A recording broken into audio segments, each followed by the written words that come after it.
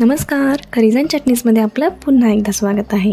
रोज रोज नाश्त्याला काय करायचा हा प्रश्न पडतो, तर त्यासाठीच आज मी कुरडईच्या उपीटची रेसिपी घेऊन आलेली आहे, जे करायला खूपच सोपं आहे आणि हे खायला खूपच छान लागतं. चला तर मग सुरू करूयात. इथे आपण कुरडई घेतलेली आहेत. आपल्याला हे जुने कुरडई वापरायचे आहेत. आता हे कुरडई आपण भिजत ठेवायचं आहे.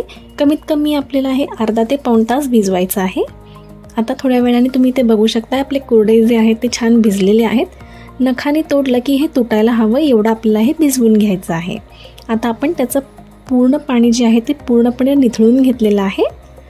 आता आपण फोडणी तयार करून घेऊयात. त्यासाठी कढई तापत ठेवलेली आहे. त्यात 2 चमचे तेल घातलेलं आहे.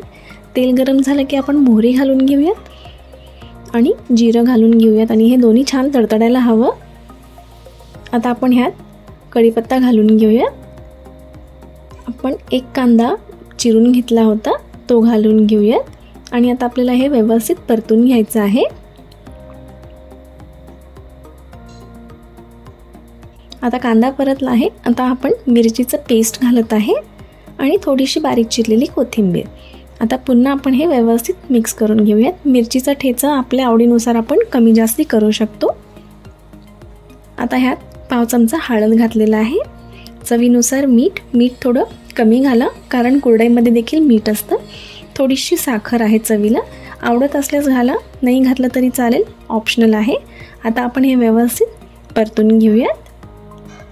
आता आपण ह्यात जे कुरडई आपण निथळत ठेवले होते ते घालून घेऊयात.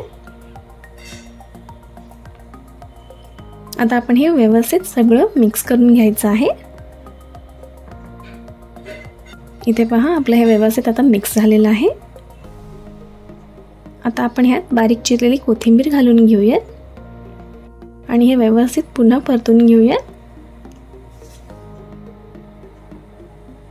आणि आपल्याला 1-2 मिनिटे वाफ काढून घ्यायची आहे. आता 2 मिनिटानंतर तुम्ही बघू शकताय, आपलं जे कुरडईचं उपमा आहे ते अगदी तयार झालेलं आहे. हे गरम गरम सर्व करायचं आहे. आपल्याला सर्व करण्यापूर्वी ह्याच्यावर आपले जे फुटाणे किंवा आपण ज्याला डाळे म्हणतो त्याचं पीठ करून घेतलेलं आहे ते घालायचं आहे. हे ऑप्शनल आहे, पण हे घातलं तर खूप जास्त छान लागतं. सो इथे आपलं कुरडईचं उपीट अगदी तयार आहे खाण्यासाठी. हे अगदी गरमागरम सर्व करा आणि शक्यतो ह्याला जे कुरडई वापरता ते जुने वापरा, म्हणजे ह्याचा लगदा होणार नाही. सो तुम्ही ही रेसिपी एकदा नक्की ट्राय करा आणि आम्हाला जरूर कमेंट्समध्ये कळवा. आवडल्यास लाईक करा आणि चॅनलला सबस्क्राईब करायला विसरू नका. धन्यवाद.